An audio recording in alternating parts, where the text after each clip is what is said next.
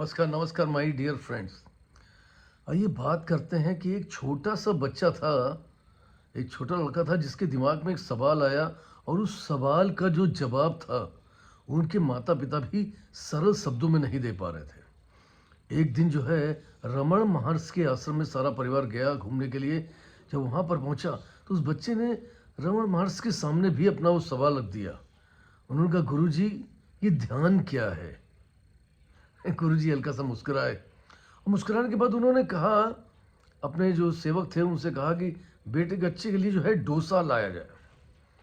और जैसे ही वो डोसा आया, गुरुजी ने कहा कि देखो, ऐसा है कि डोसा जो है, जब मैं हम कहूँगा तो तुम इसे खाना स्टार्ट करना, और जब मैं दोबारा हम कहूँगा तब तक तुम्हारे इन प्लेट के अंदर एक भी टुकड़ा डोसे का नहीं बचना चाहिए। ये तुमको ध्यान रखना है। सारे सेवक, सारे लोग जो है बड़ी उत्सुकता से उस पूरे विषय को मनन कर रहे थे, देख रहे थे। डोसा आया, गुरुजी की तरफ वो बच्चा ध्यान लगा के देख रहा था। जैसे ही गुरुजी ने संकेत किया हम का, तुरंत उसने एक डोसा खाना स्टार्ट कर दिया। अब डोसे में जो है जल्दी से बड़े बड़े टुकड़े खा रहा था और गुरुजी की तरफ देखता जा रहा था कि कहीं गुरुजी दोबारा इस तरह तो नहीं करने वाले। धीरे धीरे जो है बार बार देखता रहा। देखते रहने के बाद जो है लास्ट टुकड़ा बचा। वो लास्ट टुकड़ा जो है, बस वो इंतजार कर रहा था गुरुजी अब कहें तब इसको मैं खाऊं। और जैसे गुरुजी ने कहा, दोबारा से हम कहा, वो टुकड़ा उसने मुंह में डाल लिया और प्लेट एकदम साफ थी। गुरुजी ने बहुत धैर्यता के साथ उससे पूछा, बेटा, जब तुम ये जब डोसा खा रहे थे तो तुम्हारा ध्यान किस पर था? यहाँ पर उपस्थित लोगों पर, ये डोसा जो आप खा रहे थे उस पर, या मुझ पर? लड़के ने कहा कि जाहिर सी बात है, मेरा पूरा ध्यान आप पर था।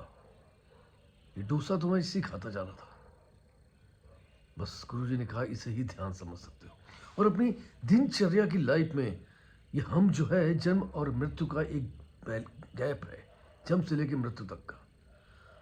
और इस बीच में जो है हम अपने जो भी दैनिक कार्य करते हैं, मतलब डोसा खाते हैं और धनुष खाने को लग अपने दिनचर्या की कार्य करने वाले, निपटाने वाले कार्य, उन निपटाने वाले कार्यों में यदि हम ईश्वर का समावेश रखें, ईश्वर की तरफ समर्पण रखें, या ईश्वर की तरफ ध्यान रखें, या ईश्वर को हाजिर नाजिर मान के प्रत्येक कार्य करें, तो आप समझिए वो कार्य तो संपन्न होगा ही होगा।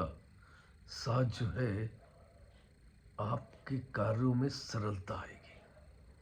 कठिन से कठिन कार्य भी जो है ना, वो यूं ही उड़ जाएगा, यूं ही हो जाएगा, क्योंकि आप जो है हृदय में ध्यानपूर्वक ईश्वर को लेकर के चल रहे हैं और उसके बाद अपने रोजमर्रा के कार्य कर रहे हैं। तो आइए हम सब मिल करके ईश्वर को साथ लेकर उसकी तरफ अपना ध्यान लगा करके अगर अपने कार्यों को पूर्ण करते हैं तो निश्चित तौर पर हम संतुष्ट होते हैं, सफल होते हैं और अपने कार्यों को, अपनी दिनचर्याओं को सफल बनाते हैं।